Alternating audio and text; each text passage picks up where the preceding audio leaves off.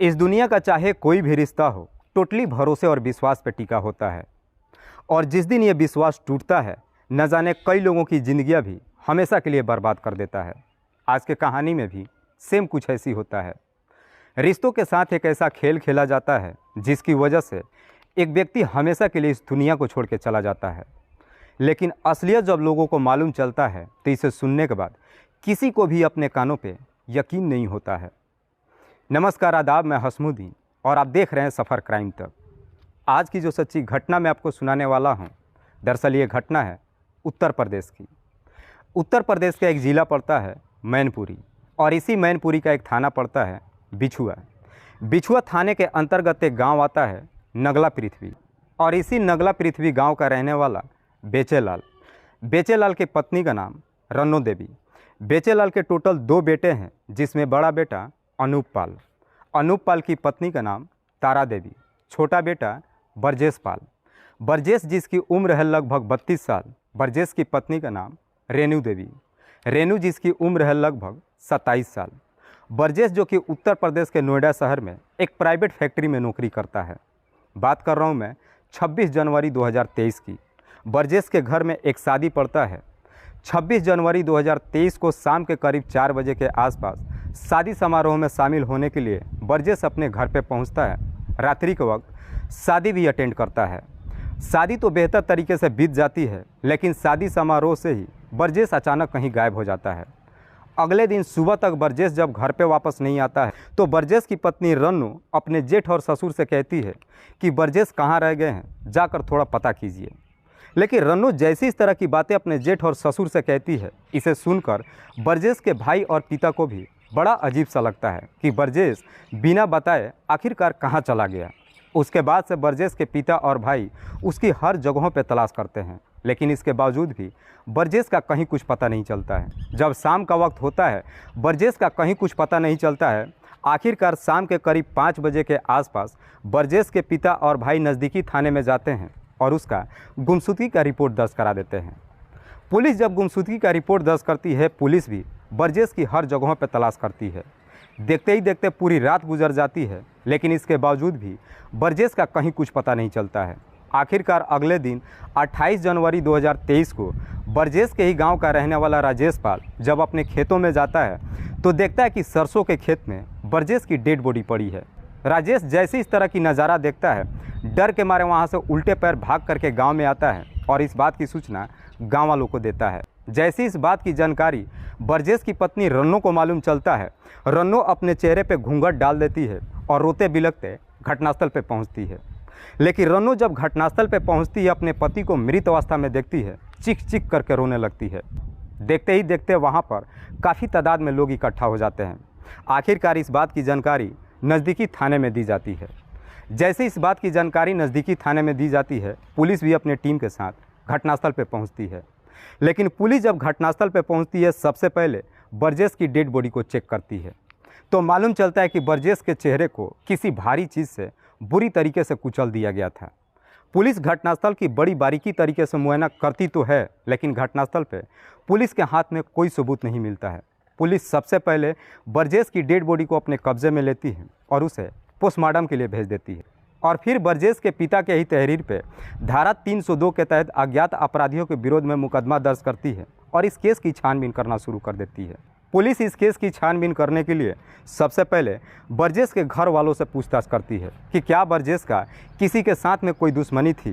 तो इस पर बरजेश के घर परिवार वाले सिर्फ एक ही जवाब देते हैं कि साहब बरजेश बेहद ही सीधा साधा इंसान था, उसका किसी के साथ में कोई दुश्मनी नहीं थी। पुलिस को भी समझ में नहीं आता कि आखिरकार बरजेश की हत्या किसने कर दी। पुलिस अब इस केस की छानबीन करने के लिए बरजेश की पत्नी रेणु से भी पूछताछ करती है। लेकिन पुलिस जब रेणु से पूछताछ करती है तो रेणु पुलिस वालों के सवालों का जवाब इतने बेबाकी तरीके से देती है, जिसे सुनकर पुलिस वालों को कहीं ना कहीं रेणु के ऊपर ही शक चला जाता है। लेकिन पुलिस शक के आधार पर रेणु को अपने कस्टडी में नहीं ले सकती थी, इसीलिए पुलिस अब इस केस की छानबीन करने के लिए रेणु के ही मोबाइल नंबर का CDR निकालती है। लेकिन पुलिस जब रेणु के मोबाइल नंबर का CDR निकालती है तो मालूम चलता है कि 26 जनवरी 2023 को रात्रि के करीब 11:30 बजे के आसपास रेणु ने एक ही नंबर पर लगभग 2 बार बातचीत किया था। पुलिस जब उस नंबर का डिटेल्स निकालती है तो मालूम चलता है कि वो नंबर किसी मोहित के नाम पर रजिस्टर्ड है और ये मोहित कोई और नहीं बल्कि ब्रजेश के ही चाचा रामेश्वर का बेटा है। मोहित, जिसकी उम्र है लगभग 24 साल के आसपास।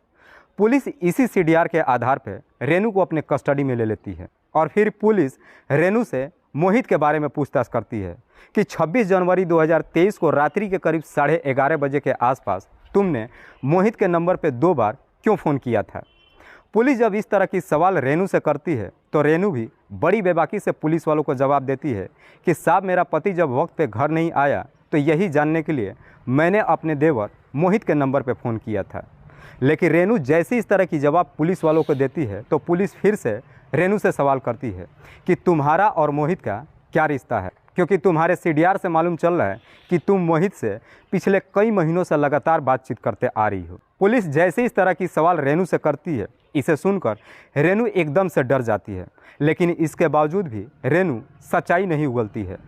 पुलिस जब बार बार रेनू से पूछताछ करती है, रेनू जब सच्चाई नहीं उगलती है, आखिरकार पुलिस अब रेनू के साथ सख्ती से पेश आती है। पुलिस जैसे ही रेनू के ऊपर सख्ती दिखाना शुरू करती है, आखिरकार रेनू मजबूर होकर अपनी सच्चाई कबूल कर लेती है। रेनू और ब्रजेश की आज से लगभग 5 साल पहले शादी होती है। ब्रजेश जब रेनू से शादी कर अपने घर लेकर आता है, अपनी पत्नी के साथ बड़े ही खुशहाल तरीके से जीवन व्यतीत करता है। लगभग 1 साल का समय गुजरता है, लेकिन जैसे ही 1 साल का समय गुजरता है, रेनू को अपने जेठानी से नहीं बनता है। आए दिन हर रोज़ हर छोटी मोटी बातों को लेकर रेनू को अपने जेठानी से झगड़े तकरार शुरू हो जाता है और ये मामला रोज़ का हो जाता है। आए दिन हर रोज़ जब घर में झगड़े तकरार शुरू हो जाता है, इस बात से ब्रजेश के पिता काफ़ी नाराज़ हो जाते हैं और आखिरकार अपने दोनों बेटों को बिठाकर एक सुझाव देते हैं और कहते हैं कि बेहतर है कि तुम दोनों अलग अलग हो जाओ। बेचेलाल के दोनों बेटे भी अपने पिता की बात मान लेते हैं और उसके बाद से ब्रजेश अपने भाई से अलग हो जाता है। लेकिन ब्रजेश जब अपने भाई से अलग होता है, अपनी पत्नी के साथ अलग मकान में रहने तो लगता है, लेकिन ब्रजेश का पिता अपने सारे ज़मीनों का बंटवारा भी कर देते हैं। ब्रजेश के पास इतनी काफ़ी ज़मीन होती है कि ब्रजेश खेती किसानी का काम करने लगता है। ब्रजेश खेती किसानी का काम तो करने लगता है, लेकिन ब्रजेश के पास इतना काफ़ी ज़मीन होता है कि ब्रजेश अकेले नहीं कर पाता है। इसीलिए ब्रजेश अपना मदद लेने के लिए अपने चाचा के बेटे मोहित को भी काम पर रख लेता है। मोहित जो बेहद ही गरीब परिवार से है। जैसे तैसे लगभग 4 साल का समय गुजरता है। इन 4 सालों में ब्रजेश के 2 बच्चे भी हो जाते हैं। लेकिन ब्रजेश जब खेतों में काम करना शुरू कर देता है, शाम के वक्त खेतों से काम करके जब घर पे आता है, इस कदर से हार थक जाता है कि रात्रि के वक्त खाना खाने के बाद तुरंत ही सो जाता है। ब्रजेश तो गहरी नींद में सो जाता है, लेकिन रेनू को जिस्मानी सुख नहीं मिल पाता है, जिसकी वजह से अब रेनू इधर उधर ताक झांक करना शुरू कर देती है। रेनू जब इधर उधर ताक झांक करना शुरू करती है, आखिरकार रेनू की नज़र मोहित के ऊपर पड़ जाती है। मोहित जो भले ही पढ़ा लिखा नहीं था, लेकिन देखने में बेहद ही हट्टा कट्टा था। मोहित जब ब्रजेश के साथ खेतों पे काम करने लगता है, अक्सर ब्रजेश के घर पे जाता है। सुबह में, दोपहर में, सुबह का नाश्ता भी करता है, दोपहर का खाना भी खाता है। लेकिन मोहित अब जब ब्रजेश के घर पे जाता है तो ब्रजेश की पत्नी रेनू मोहित का काफ़ी आवभगत करती है। चूँकि मोहित रेनू का रिश्ते में देवर लगता था, इसीलिए रेनू भी काफ़ी हद तक मोहित से हंसी मजाक करती है। हंसी मजाक जब करना शुरू करती है, उसे देख मोहित को भी समझने में देर नहीं लगता है कि रेनू चाहती क्या है।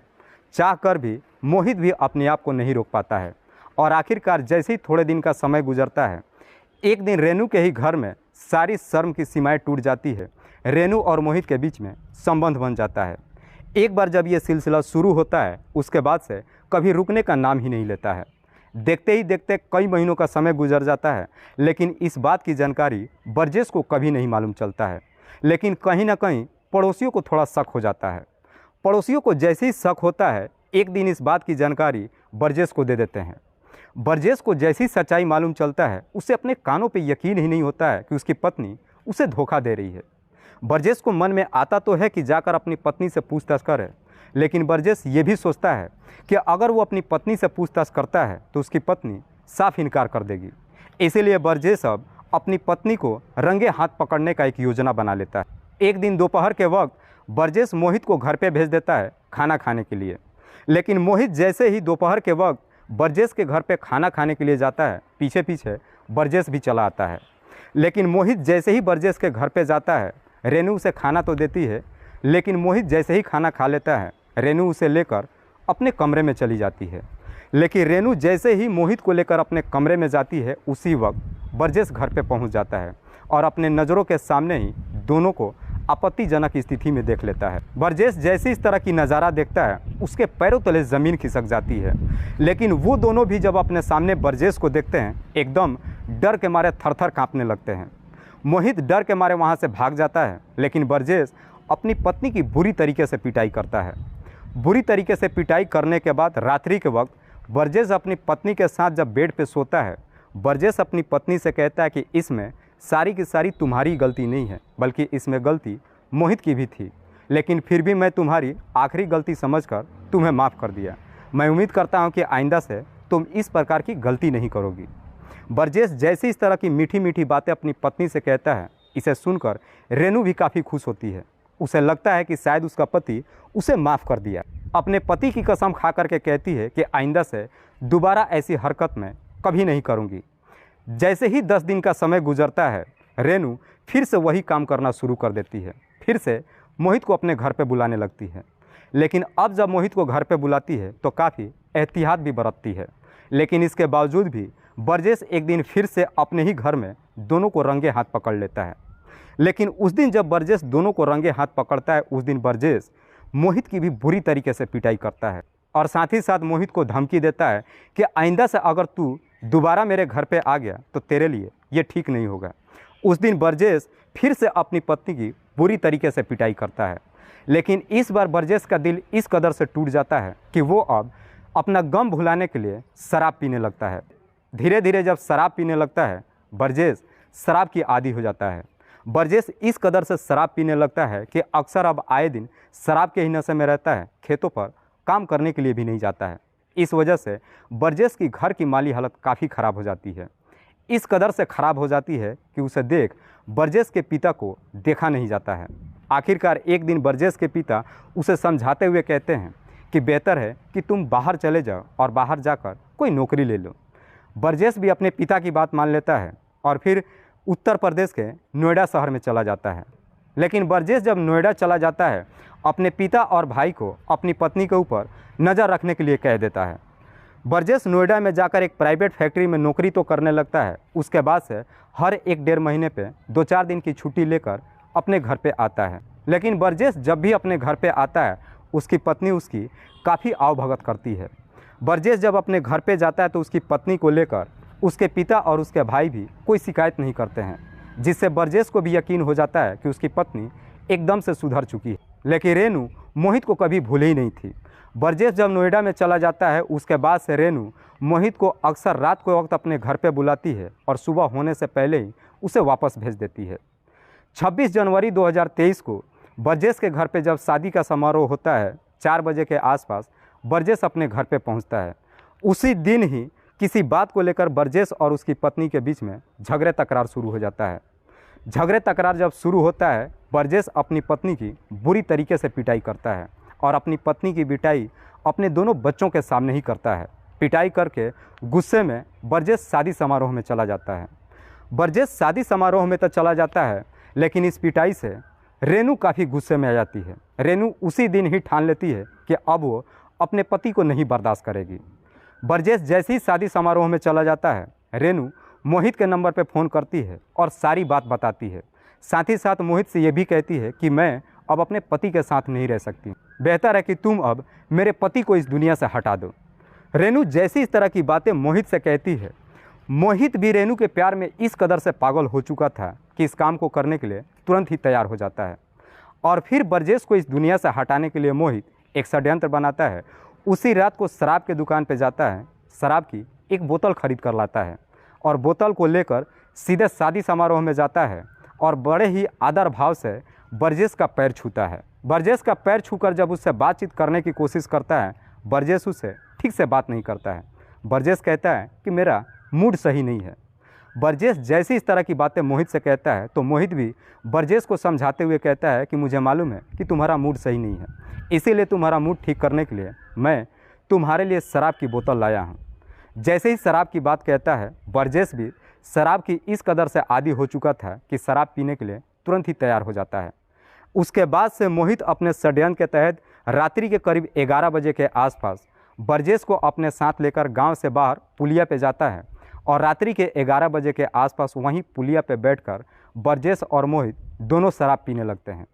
मोहित अपने षड्यंत्र के तहत काफ़ी मात्रा में ब्रजेश को शराब पिलाता है। ब्रजेश काफ़ी मात्रा में जैसे ही शराब पीता है तुरंत ही नशे में आ जाता है। ब्रजेश जैसे ही नशे में आ जाता है, मोहित रेनू के नंबर पर फ़ोन करता है और उस पुलिया पर बुलाता है। रेनू जैसे ही पुलिया पर पहुंचती है, अपने सामने अपने पति को देखती है। उसे देखकर रेनू का गुस्सा 7वें आसमान पर चढ़ जाता है। गुस्से में ही बगल से एक ईंट उठाती है और उसी ईंट से ब्रजेश के सर पे काफ़ी ज़ोर से वार करती है, जिसकी वजह से ब्रजेश काफ़ी गंभीर अवस्था में वहीं पे गिर जाता है।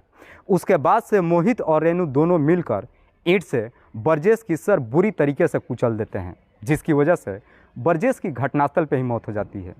इसके बावजूद भी इन दोनों को यकीन नहीं होता है कि ब्रजेश इस दुनिया को छोड़ के जा चुका है। ब्रजेश की डेड बॉडी को उठाकर नाले में फेंक देते हैं। नाले में जब फेंकते हैं फिर इन दोनों को डर सताने लगता है कि शायद हम कहीं पकड़े ना जाए। इसीलिए ब्रजेश की डेड बॉडी को फिर से नाले से बाहर निकालते हैं और उसकी डेड बॉडी को लेकर गांव से थोड़ी ही दूर एक सरसों के खेत में ले जा कर के डाल देते हैं और वहां से दोनों वापस अपने घर चले जाते हैं। वाकई में रेनू जब ये पूरी कहानी पुलिस वालों को बताती है, पुलिस रेनू के ही तहरीर पे मोहित को भी अपने कस्टडी में लेकर आती है। फिलहाल पुलिस ने रेनू और मोहित दोनों को अपने कस्टडी में लेकर इन दोनों पे गंभीर धाराओं में मुकदमा दर्ज करके जेल भेज दिया है।